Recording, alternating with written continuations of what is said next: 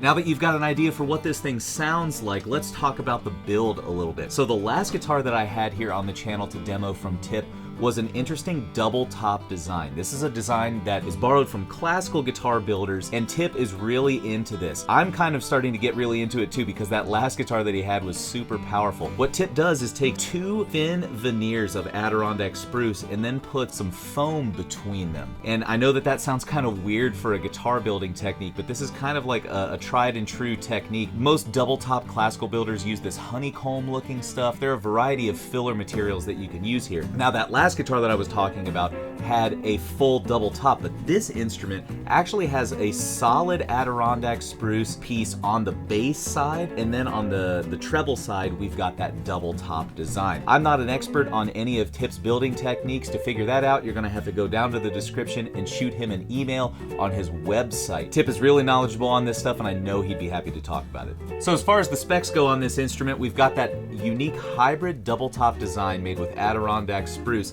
and then the back and sides are a beautiful cut of Indian Rosewood. This is maybe one of the most beautiful cuts of Indian that I've seen, period. There's some really cool inking and other features inside of there. One thing that I really love about Tip's guitars is that he hand does all of the herringbone binding here, which is really impressive to me.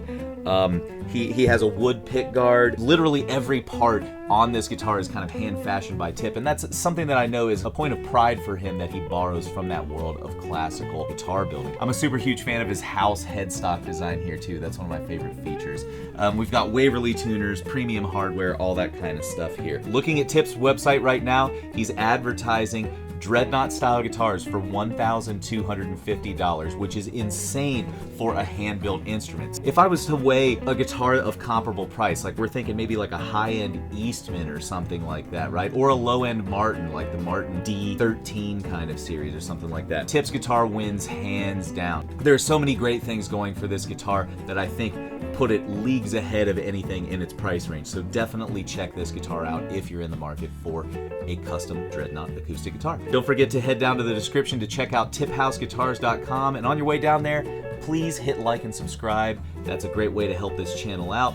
Thanks so much for checking this video out, but don't go anywhere. We got more great videos queued up for you.